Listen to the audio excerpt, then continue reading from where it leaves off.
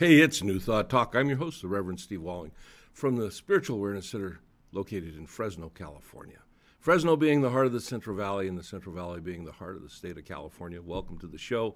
It's a great day. It's a great day to be here. It's a great day to celebrate it being a great day. We can claim that, own that, and we'll move forward in today realizing there is but one life. That life is God. That life is perfect. And that life is our life now. We're going to talk about that today. Welcome to the show. Last two previous shows, we talked about the law, and I kind of got into that study through going back and reviewing some of the writings of Judge Thomas Troward. And having done that a little bit, I've gone back and done it a lot. For some, reading Troward can be a bit tedious. I've always enjoyed reading Thomas Troward.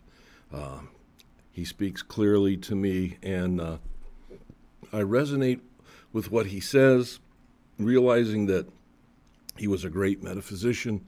He was a great interpreter of the Bible from a metaphysical standpoint, and he was able to bring that to the world of New Thought in such a way that as we look at what he shows that it teaches metaphysically, we can see this process of the divine unfolding in creation through evolution, ultimately with the point in time where humanity reached a point of self-conscious awareness, that what we call the I am moment, if you will.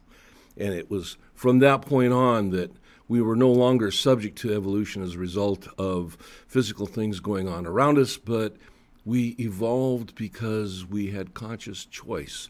We could choose how we were going to react. We could choose how we lived in situations. We can choose when we needed to respond or react. And ultimately, we got to a point where we realized that we can choose to understand what our place was and is in this entire creation. And it didn't happen overnight. It evolved over time, but it's amazing when you go back and you read in some of the very ancient spiritual texts and the common themes that run through them that you can see from various parts of the world, as if there is one mind and that mind has influenced so many. And surprise, surprise, here we are today, still talking about that one mind. And over the period of time, we realized that humanity has picked up a lot of different things and presented them in spiritual ways. And some of those things and ways worked, and some of them didn't. Some of them fell out of use, and some of them have maintained constant use through the years. But throughout all this, particularly in the Western world, the understanding of what the Bible teaches, and when we understand it from a metaphysical standpoint, we can see how empowering the lessons are to humanity as a whole. And once we begin to recognize that, and we put those lessons into practice in our life, we radically change how we experience life. We radically change life itself for us, and we radically change the world in a very powerfully positive way. And we do so not by going out and marching through the world, establishing what is right and, making other people toe the line, so to speak. But we do it by creating this incredible understanding within ourselves of the truth of who we are and putting that truth into practice on a daily basis. And the master teacher told us that when we know the truth would set us free. And so today I'm going to start a little bit back with Troward at the beginning of his book, Bible Mystery, Bible Meaning.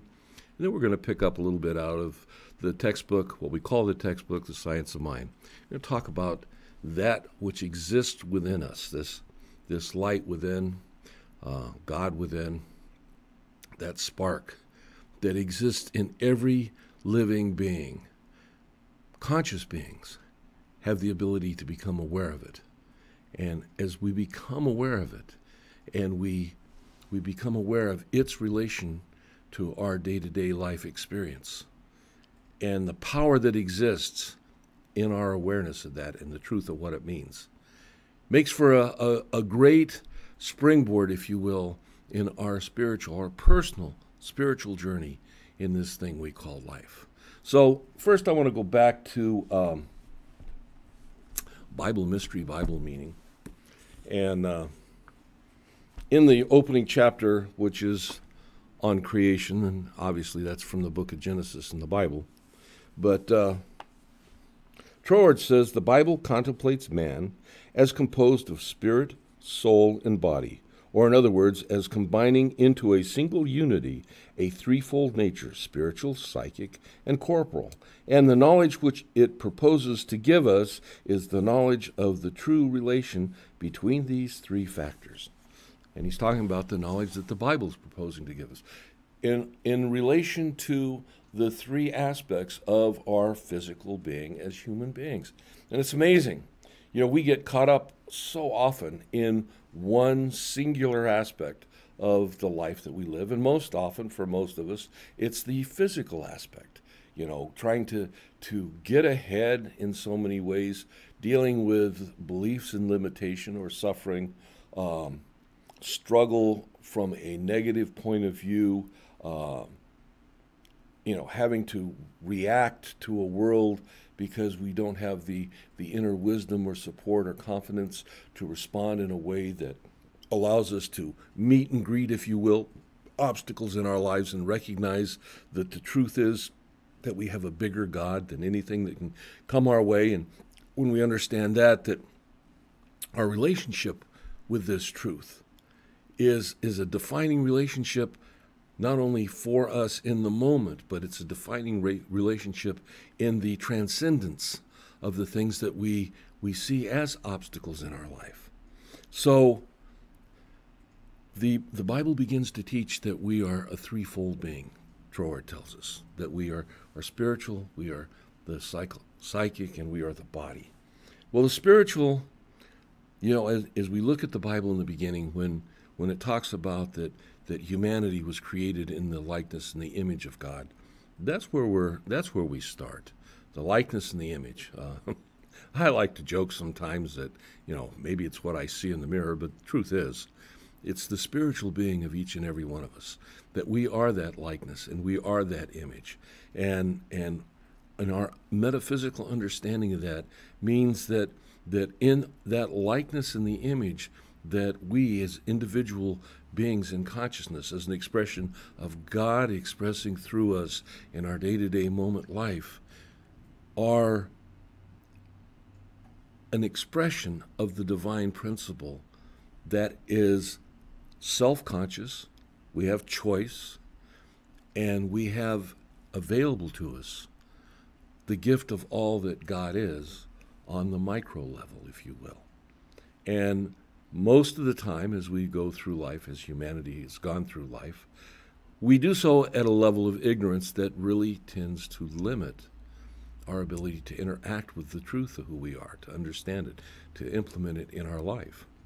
One of the things that Troward teaches, and many others, is the understanding that as this master teacher came into the world some 2,000 years ago, it was to teach the lesson of the philosophy as tools for a process, a practice, that when we do that, we learn the truth will set us free. And one of the first things that he taught to humanity was that the kingdom of heaven was to be found within. Now, the Bible tells us that in the beginning, God created the heavens and the earth. So, what is this within that we're talking about? Well, it's the spiritual beingness, if you will, because that's where we go as individuals to make that connection. We go within ourselves. Now, the earth part of it is the physical part, but not the physical part as we understand materiality. It's the what we might call spiritual substance. Now, back in Troward's day, he liked to look at something they called the ethers, and he kind of equated that to this thing that you really can't get a good definition on it other than its form in potential. And But the ethers, there was a lot of excitement about that at the turn of the 19th to the 20th century, and how it was probably the medium through which light and various things moved. And I think I mentioned it a couple of shows ago that I think it was Michaels and Michelson created an experiment. And originally the experiment was to prove the presence of the ethers. What it ultimately did was it disproved, as they understood, as what they were looking for at the time, that they called ethers. Subsequent to that, science was very happy. Einstein was very happy because it fit in with his theory of relativity, and everybody in physics was very happy. But of course, see, there was something going on in physics at that time that grew and grew and grew, and it grew into a science of its own. It's called quantum physics, which is really, really interesting stuff. Oftentimes, New Thought people, metaphysicians, we like to go to quantum physics because it expresses, at least theoretically, some of the things that we've been talking about for such a long time. Well, one of the things that has come out of the understanding in quantum physics is the fact that there is no such thing as a true vacuum. They now refer to it as a quantum vacuum.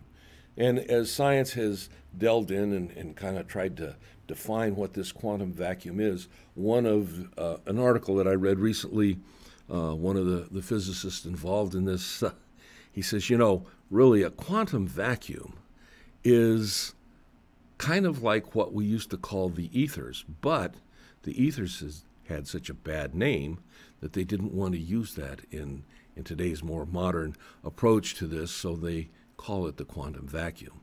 So there is this thing called the ethers, or quantum vacuum. How that relates to New Thought is that it is a energy, if you will, that is ever present. No place, no space where it is not. It's kind of how we define the first cause or principle. We say God is everywhere. There's no place, no space where God is not. And we don't define God as an individual being or a guy or anything else of an anthropomorphic nature or anything else other than an infiniteness of potentiality and consciousness that is the first cause of all that is, creating all that is through by itself becoming that which it has created. We talked about this in the last couple lessons on the law. But the thing is that God creates through something that we call thought. And in the Bible, in the Old Testament, Trower tells us that this is expressed when it talks about God moving upon the waters, and the waters being this spiritual substance, this ethers, if you will, from which all things are created, which form comes from ultimately materiality.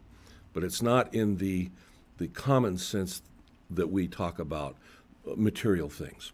So, God creates, moves. We get humanity in the likeness and image. We have our own individual micro, if you will, aspect within the greater scheme of the infiniteness over which our consciousness, our individual consciousness, our individuality is that expression. God expressing as us, each an individual, and yet some part of the greater whole, that we're never separate from this whole. And so as we connect with our spiritual beingness, if you will, we are connecting with the greater spirituality, if you will, our subjective. And it's through that we can begin to move forward in our spiritual journey. And we're going to take our first break, and I'm going to see you when we come back. We'll start back with our spiritual journey. See you.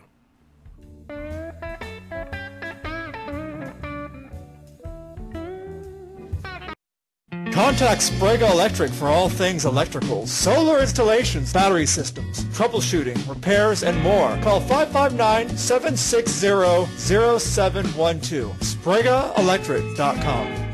Get your copy of Crouching Mama Hidden Veggies today, packed with recipes of delicious food cooked with hidden vegetables, so you can feel confident that you and your family are eating your veggies.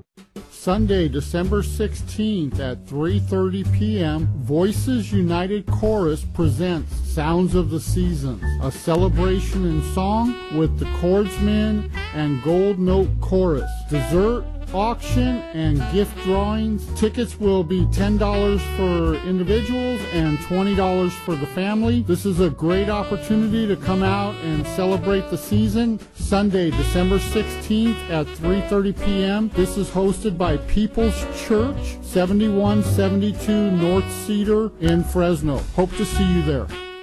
Are you or a member of your family beginning to show early signs of forgetfulness that may be Alzheimer's or dementia? The only way to be sure is through an expensive brain scan, and most insurance carriers will not pay the $5,000 cost. Dr. Parminder Bhatia of the Neuropain Medical Center is helping in a clinical trial for those with memory problems, dementia, or mild Alzheimer's disease. Those accepted into the trial will have all costs paid for, from diagnosis to evaluations and trial medicine. There is no cost for those who are accepted in the trial, and there may even be some compensation for the patient's time and travel. For more information, call 559-437-9700, extension 310, and visit neuropain.com.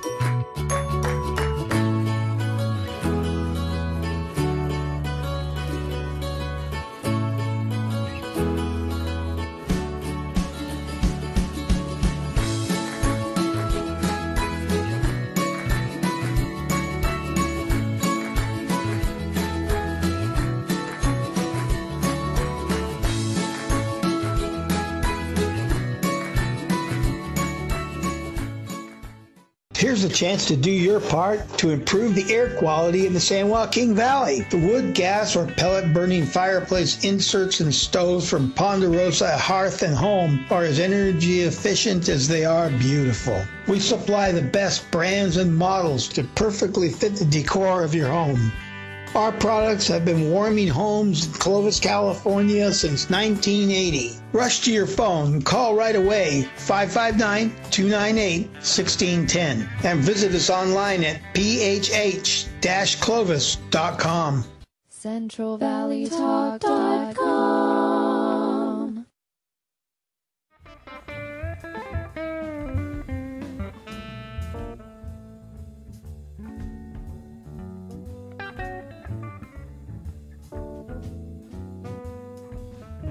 Welcome back to New Thought Talk. I'm your host, Reverend Steve Walling, from the Spiritual Awareness Center located in Fresno, California.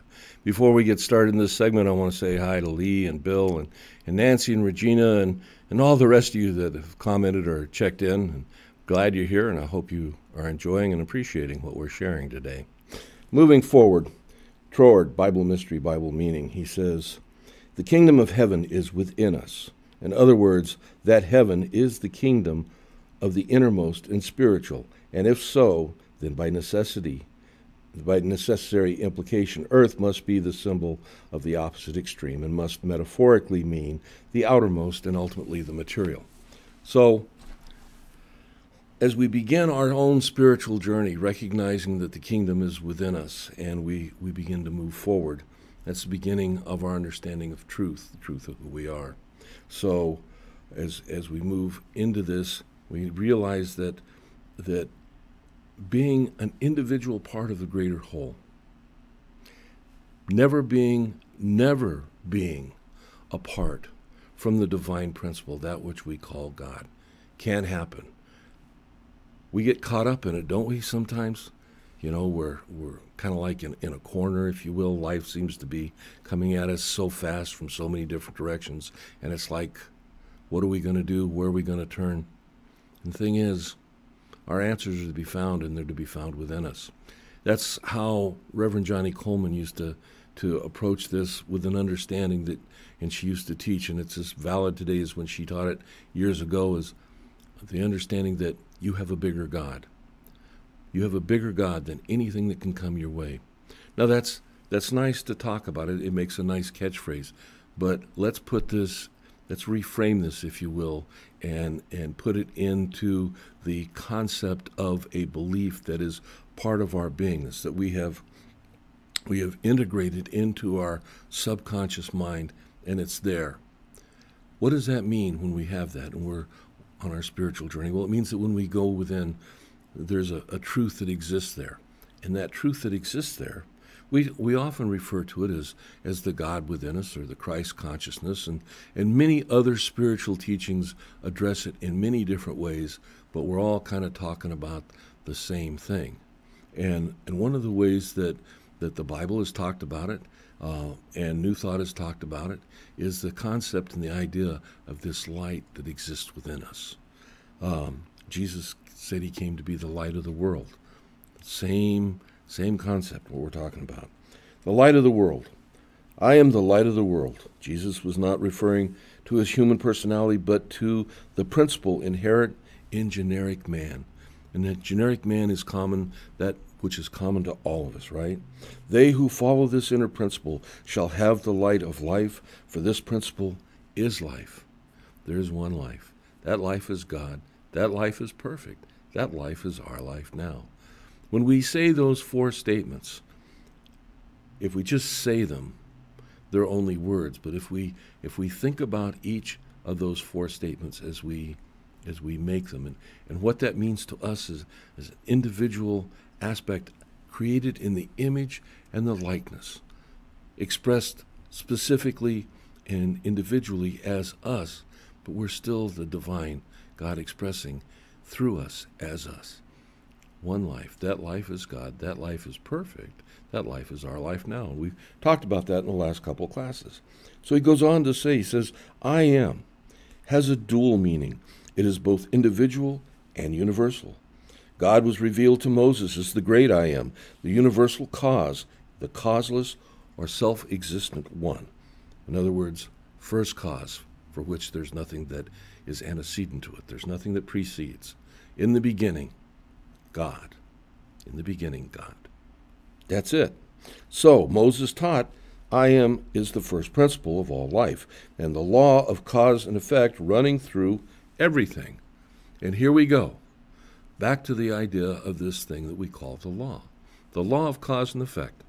And I'm not going to go into it today. We did the two previous shows. You can catch them on YouTube. They're there. They'll be on the Facebook page. You'll find them there. But the first, that which is first cause, God, behind everything is this one initiative, singular cause. It's an amazing thing when you understand that as the first cause, we talked a little bit about secondary causes, and I'll touch on that again right now. Secondary causes are things that God is the creator of all that is. But we boil water, and water creates steam, and we use steam to move machinery, for example. Well, that boiling water and so on and so forth, those are all secondary causes, if you will. But the energy behind all of that, the creativeness, the first cause of all of it, is God. So in all creative processes, it starts with God. Now, starting with God in the creative process, in the beginning, God, and all creative processes that have subsequently happened since then, in the beginning of each, we're still there, at that point, God, okay? But what happens? It moves forward and it gets into chaos. When I say it gets into chaos, it's like what happens is this divine creative love energy is moving forward, and it meets up with human consciousness, which evolved out of a physical life experience. And I'm talking way back in the day, right? Just at that point, let's say right before the first human being had that I am moment. The interaction of those beings at that point in time were purely instinctual, purely dealing with the world, the physical world, from a basis of reflex that is stimulated by the fear mechanism, which helped the organism to stay alive, basically, seeing something as a threat and then taking necessary action, fighting, fleeing, freezing, whatever it is, up until we get to this point of I am awareness, where we can begin to make choices. And then we change things.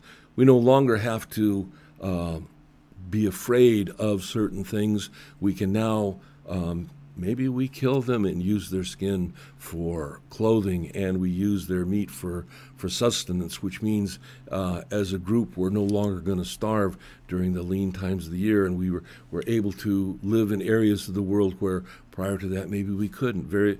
Various sundry things. Humanity has done this. And so that comes about through our ability to make choices.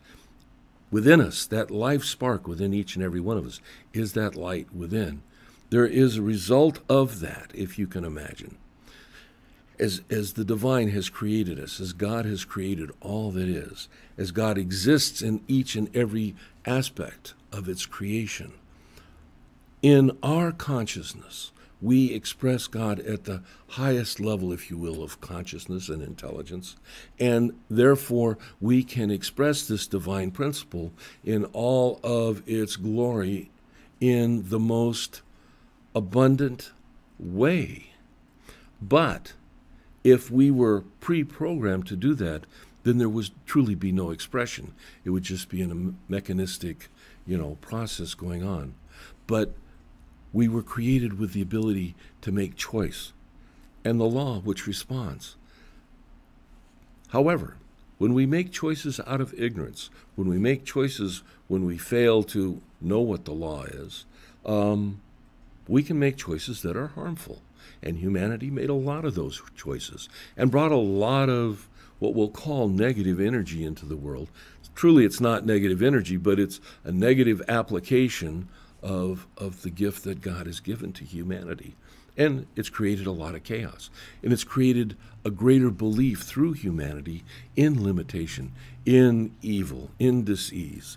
And societies have evolved from that because that has been the primary interaction between the individual and the outside world. We see the world strictly on our 5 sense basis, and what goes beyond that, when we start looking at things of a spiritual nature, has kind of gotten sidelined.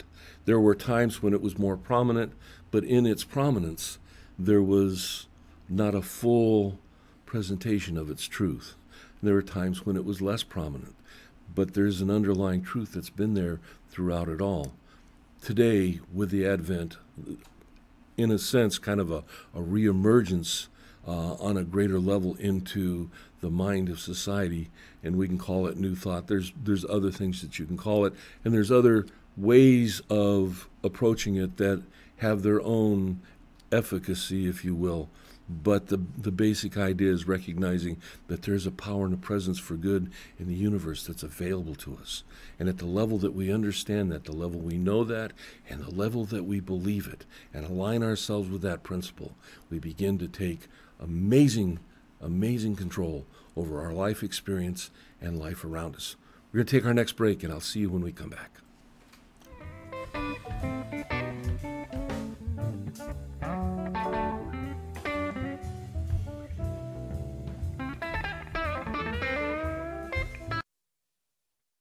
Certifying foster homes for placement of children suffering from abuse, neglect, and abandonment. To help, contact Lisa Caceres with Angels of Grace at 559-268-0000. This is the home you've dreamed of. Located in the quaint city of Exeter, it offers estate-sized lots with stunning views of the Sierra Mountains. Yet is less than 15 miles to the city of Visalia. This retreat offers a sense of aloha and has unbelievable views from all 3 levels of this exquisite home, with decking on every level. The home, at nearly 5,000 square feet, has real wood flooring, a master suite on 2 levels, a formal living room with fireplace, formal dining room with inlaid wood, separate family room with a second fireplace, soaring ceilings, and a built-in bar. The kitchen features granite countertops, stainless steel appliances including a wine refrigerator, a large Jenn-Air cooktop, microwave, dishwasher, and double oven. The 3rd level offers a large game room and huge walk-in closet. The backyard is an oasis with a pool, gazebo, and manicured walking paths. This home was built for entertaining and so much more. To buy this breathtaking home, call Kim McElhen at 559-707-7711. That's 559-707-7711. Harness the power of the sun and cut your electric bill down to size with Soltech Solar. Call today and request a free quote at 559-325-6907 or visit soltechsolar.com. Looking for work? Tired of minimum wage? For as low as $200, become certified as a forklift driver at the Certified Forklift Training Center. Call 559-325-8097 or visit cftc.net. The Saga of Bridget and Amanda by Carol Love Forbes brings to life the struggles of historical women in early America. Find the Saga of Bridget and Amanda on Amazon and Barnes & Noble and order your copy today. CentralValleyTalk.com.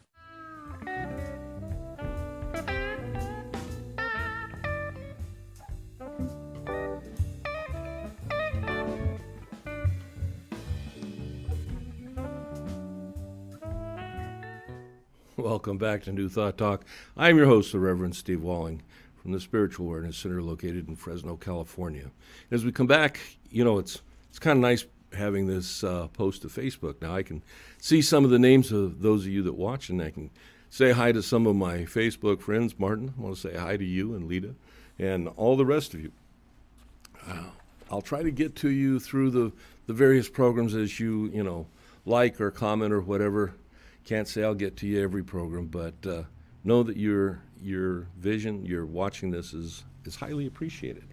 So anyway, this idea of the light of the world, that light exists within each and every one of us.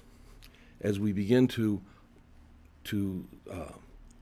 step out into our spiritual journey, one of the first things that we recognize, and this is where Troward talks about what the Bible teaches, and he goes right from the beginning in Genesis that this concept of God is one, and we recognize that, and how empowering that really is when we understand God as not something separate from us. It's not like we're a poor stepchild, if you will. It's not like we have to make something up. It's like that we are created in the image and likeness, and that's only the beginning. Life is only the beginning of God's gift to us. But we're left to discover the rest of the gift, if you will. It was all there in the beginning. But as we each become aware, as we each awaken to a greater truth of who we are, understand that there is a light within us, this life within us. This is the spark, the urge to express life and to express it at ever greater levels. And one of the things that interests me, and I watch when people, whether it's little kids or even professional sports, when individuals really have to work to achieve something, that once they've made that achievement, once they've done that, the sense within them of accomplishment. We talk about the sense of accomplishment in society on a regular basis, and it feels good to be a winner, if you will. But let's stop for a minute and look at what that means to an individual that has put everything that they have on the line to achieve something and to be successful. The feeling, the emotions that they experience in that moment of realization that they have overcome, that they have achieved, that they've transcended, that they've surmounted, however it is. It's an amazing thing to watch unfold, but it's an incredible thing to experience. And in truth, it really is a spiritual expression as part of our physical life. And the thing is, for each and every one of us, that feeling is available. And truly, that's what we're supposed to do, is to seek to succeed, if you will. Not to be, millionaires, because we're individuals. For some of us, that success may be in just being someone that is very good as a gardener, or very good as an artist, or very good as a parent, maybe, in the business field, maybe in the spiritual field, maybe, as an author, a musician, whatever. It's infinite, as we are as individuals. And the amazing thing that is truth about all of us is we all have those gifts, at least at a latent level within us. our life experience, our life journey, besides our spiritual path unfolding, is to really discover the truth of who we are. What is that inner urge that exists within you? And it's there. Now, oftentimes we've buried it, we've piled things on top of it because of feelings and beliefs that we've had. But if you pause, if you stop, if you begin to go within, if you will, you begin to recognize that there exists within you, within each and every one of us, urges to do things. And Troward tells us, Home tells us, a lot of spiritual teachers tell us that when we respond to those inner urges in a way that brings happiness to us and maybe uplifts others, at the very least doesn't do damage or harm to anyone, that more than likely those inner urges are part of the divine within us seeking to express through us. And those urges, as we begin to respond to those urges in a positive way, believing that we can accomplish, that we can achieve, that we can make manifest in our life the answer to whatever that urge is. The overcoming, the transcending, we're going to struggle. Life is supposed to be struggle at some level. We're going to fail at some point in time, but failure is not an end game if you've learned from the process. If you've gone down a road and it is a dead end, then you know that road is no longer part of the journey, but there'll be another road to take its place, and you've learned that, and maybe you've learned other important lessons along the way. We should never teach failure as a negative to our children. We should never accept failure as a negative for ourselves and our life journey.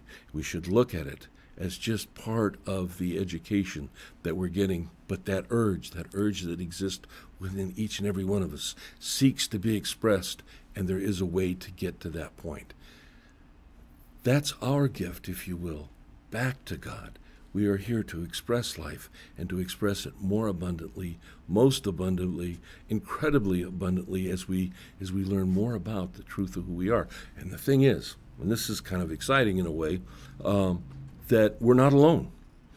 We're not alone ever. And I mentioned that earlier in context of, when life kind of comes up against us. But as we're moving forward into doing something to create and to express life in a more abundant way, that we're not alone there either. And when we stop and pause and go within, we stop and pause and go within. What does that mean? Well, it can mean at some level doing some meditation. It can mean at some level doing visualization, which can be done during meditation, but it can also be done like with vision boards and stuff. It means doing affirmations. It means taking prayer time, which is not meditation. Specific time when we seek to be one-on-one with the spiritual truth of the universe, with God, however you define God for you. And sometimes people get a little caught up in this, defining God. What name do we give God? Well, what name resonates with you? Okay?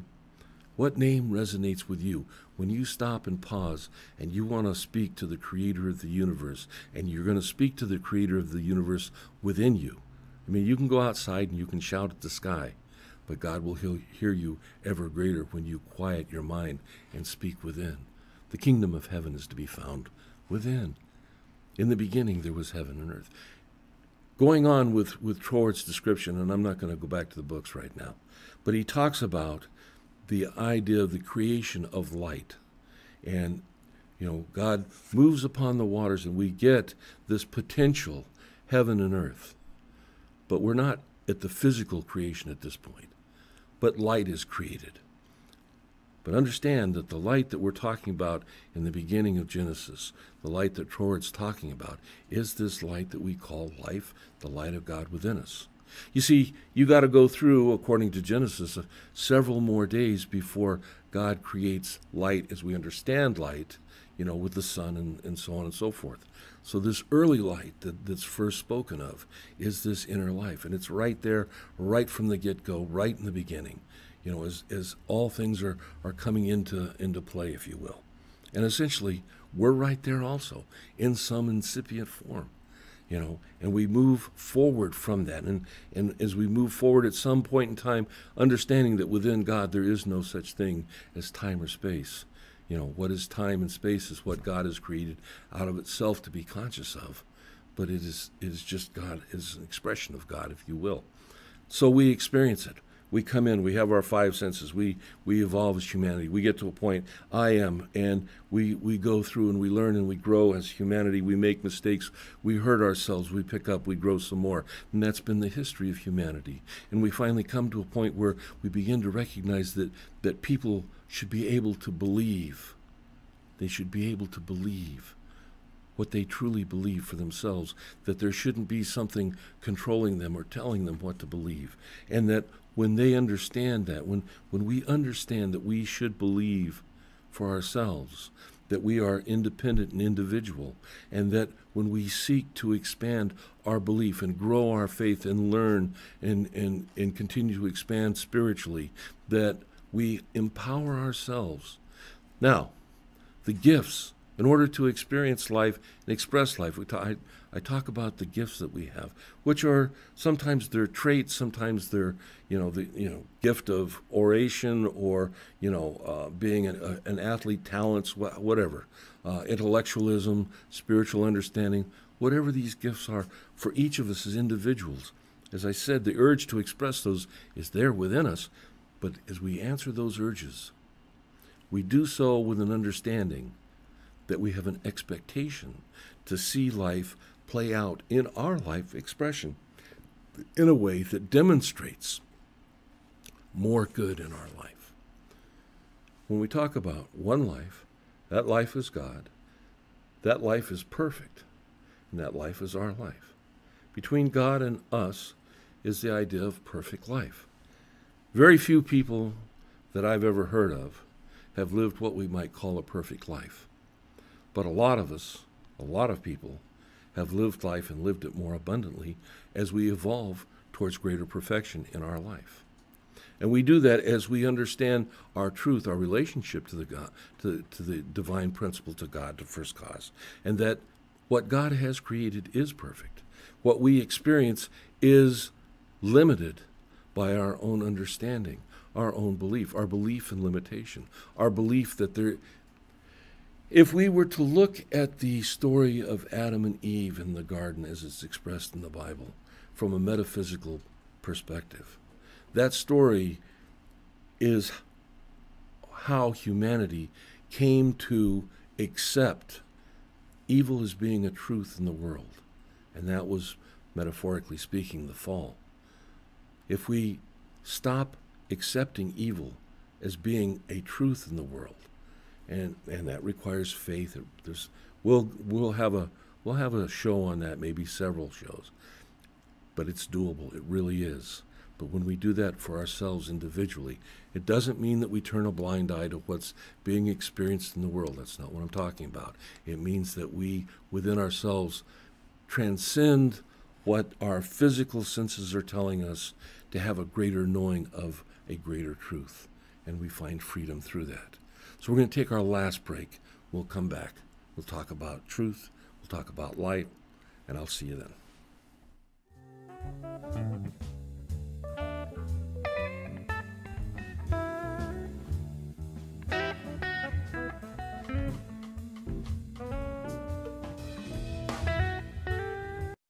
Chef Big Will presents the original Bonton Cafe. Stop by 7307 Highway 49 North in Mariposa for the best blackened or southern fried catfish. Go and eat good food and sweet drinks, including but not limited to Cajun and Creole, smoking barbecue, hush puppies, fried pickles, alligator tail, etouffee, prime rib, tri-tip, po' boy sandwiches, crawfish, oysters, fried okra, and so much more. Daily lunch and dinner specials. Sunday brunch from 10 to 2. Enjoy the taste of New Orleans at the original Bonton Cafe. And see their full menu at theoriginalbontoncafe.com.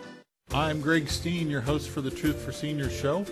Glad you're joining us today and coming to you from Central Valley Talk in the heart of Fresno. So every Wednesday at 2 you can find us, and we'll be here giving you the most up-to-date and accurate information possible, bringing you experts, as we promised, from lots of different fields related to seniors, senior needs, the caregiver needs, and everything that goes with that. So if you're looking for the right information and timely information, this is the place to be.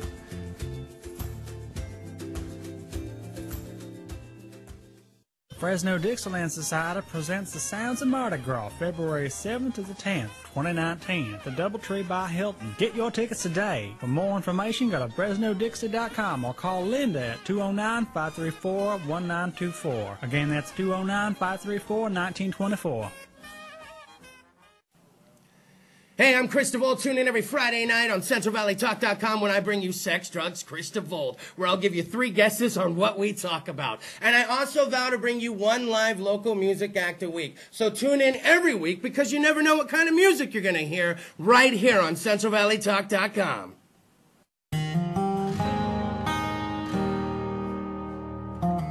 With Organic Pastures Raw Milk, you're getting a product that has been meticulously managed from grass to glass. From our pastures to our dairy, creamery, and distribution, we work hard to produce a product that is safe and clean for you.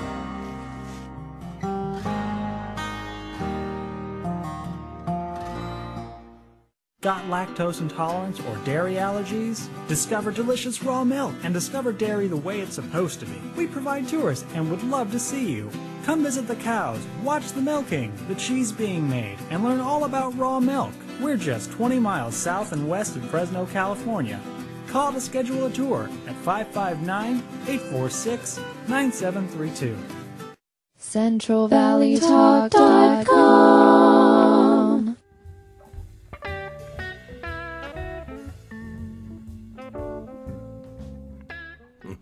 Welcome back to New Thought Talk. I am your host, the Reverend Steve Walling, from the Spiritual Awareness Center in Fresno, California. I want to say hi to Carol and Sarah.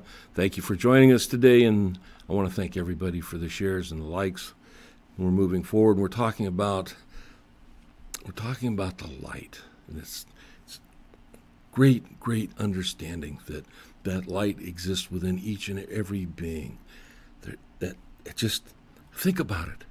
I mean, don't think about it, but really contemplate that when you look across from you and you see that person you're with, the partner, maybe it's a coworker, maybe it's a friend, maybe it's somebody on the bus or in a car that's driving next to you. That light exists. They may not even be aware of it, but that light exists. And as we know that, we create a greater knowledge base, if you will, of the truth of that light. And that goes a long way towards changing the world. And if you happen to be a Science of Mind person, you have a copy of The Science of Mind by Dr. Ernest Holmes. On page 485, he says the inner light, and he takes this is from the other teachings of the New Testament, it's from Romans 8:21, and it says, the creature shall be delivered from bondage. As the inner light dawns, it delivers the outer life from bondage. As the inner light dawns. Now, the light is there. The dawning is really our awareness of the light that's there. And the more that we make ourselves aware of that truth of who we are, the greater, the brighter that light shines. He says, this is in line with the teaching that everything is from within out. The kingdom of heaven is to be found within. It's not out there. It's just not. We've been told that. We believed it for so long. So many spiritual teachings will put heaven or the understanding of a parallel story that would be heaven, but they put it outside of us. The kingdom of heaven is to be found within. Awesome. When the soul knows freedom, the law will free the body. There's that law again we talked about last couple of weeks. The law, when the soul knows, the law will free. That's when we align ourselves with principle, when we know our truth, when our spiritual beingness aligns ourselves with our spiritual truth, and we begin to recognize that there is one power that is God. There's one life. That life is God's life. That life is perfect. That life is our life now. When we begin to embody that as our personal beingness, if you will, okay? When we do that, the law will free, because the law responds, and the law responds always. And oftentimes, like we said in the last couple lessons, that we get caught up in limiting our understanding of the law. We'll take it as the law of attraction or the law of one thing or another. But the law is a multidimensional. It's an everywhere present aspect of God. It's not separate from God. It's not like God put it on a piece of paper. It is God expressing as the law, and it's done unto us as we believe, and that belief is our belief in entirety. So if we believe in harming someone, taking something from anybody, doing things that we would call evil or limiting or negative, okay, by the very fact that that's our beliefs, our understandings, we are limited, we are held in bondage to our beliefs. Got to understand, it's done unto us as we believe, and we don't get to choose what beliefs that we hold that we don't want God to know, because God knows, right? Never get by, never get without that. So he says, when the soul knows freedom, the law will free the body, and the outer life will express health, happiness, and success. And what are we talking about here? Health, happiness, and success is expressing life and expressing it more abundantly. All things work for our good. Even that which we call evil is salutary, leading us to the way. When we recognize things that are not in harmony, we learn from that. We take that learning and we apply it in our life. We begin to change. We can learn, we can grow. The truth and life, we learn that lesson. Suffering should teach us a lesson which would cause us to refrain from making more mistakes. In our mistakes that we make, some people call them sin. The punishment exists there. We deal with the consequences. The good news is that within the law, once we make that realization that we've made some mistakes, we can begin to change. When? Right now. Where? Right where we're at. And the law responds immediately. It's not like we're making a payment now on something we want to see expressed in the future. It happens, and it happens right now. Being present in the moment. Okay? So, suffering should teach us a lesson which would cause us to refrain from making mistakes. It carries a blessing with it when we learn how to garner knowledge from experience. That which we call failure, that which we call mistakes, are only lessons that inform us so that we can make different choices. And as we make those different choices, we seek to align ourselves. When we become aware that we can align ourselves with a greater truth, when we go within, as Jesus, when we go to that secret place of the Most High, that's not somewhere at home. It's not somewhere out in the country. Although we can go to home and find a nice place, we can go out in the country. I live up in the mountains and pine trees, and it's an absolutely wonderful place to meditate and to walk in the forest and listen to nature, and all that's fine and dandy. But if I bring inner conflict out there with me, within me, it's to little good that my surroundings will bring me. But yet I can be in the midst of the city with all the chaos and all the stuff going on, and be a center for peace right there, for peace and harmony and growth. And that's a gift that's available to every single living human being. The sadness, if you will, is the failure of humanity as a whole to realize that truth of the who that they are.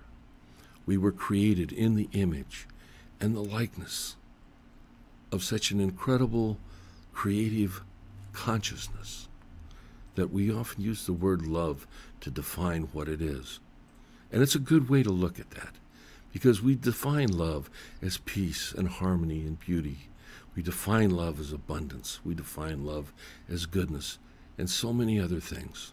And as we think about, as we contemplate on that which we call love, the inner warmth that creates within us, again, no matter where we're at, we can be in really dire straits because we've made some mistakes. We've let life, through ignorance, bring us to places where we don't want to be. There may be effects that we're going to have to deal with. But if we stop and realize that we're not alone, that we have a bigger God than anything that we're facing, that there is a truth ultimately, and that truth will free us as we align ourselves with it, we become unstoppable. An unstoppable force for good in our own personal life, an unstoppable force for good in the outer life that we bring to the world. It's an awesome thing to think about. We cannot rely on the outside world to provide for us that which sustains our spiritual beingness. We have to provide that for ourselves. No one else can do it. But the wonderful thing is, when we begin to look for that light, that inner light, it's there, and it was there from the beginning. God created light. God created that light. That light is your light. That light is here now. As you go forth through the week, take these thoughts with you. Maybe find something that resonates with you of a positive nature. If you're struggling right now, it doesn't mean that it's going to necessarily change in a moment, but it does mean when you begin to shift your consciousness, when you begin to see through that dark tunnel with an expectation that there is a light there, you're going to begin to notice that there is a light there. You're never alone. You've got a bigger God. The answers are there. They will be provided for you as you open yourself up to them. You know, one of the things that we didn't talk about today, and maybe we'll get to in one of the near future shows, is the idea of being receptive to the divine gift. If God's given the gift and we're not experiencing it, where's the break in that chain? It's not with God, my friends.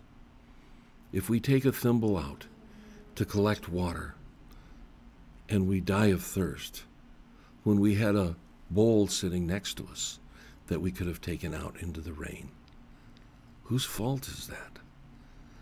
Too many of us grab spiritual thimbles and go out and have God express an abundance of good, but all we can gather is that one thimbleful. You know what? That thimble is also God expressing, but the determining factor on the size of that thimble comes with our own ability to make choices. That's why God created us, to make choices, and to make bigger choices, better choices.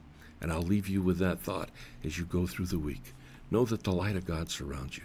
The love of God enfolds you. The power of God protects you. The presence of God watches over you. Whether you believe it or not, wherever you're at, God is there. And if you do get that, you'll also know that all is well. See you next week, my friends. Have a good one.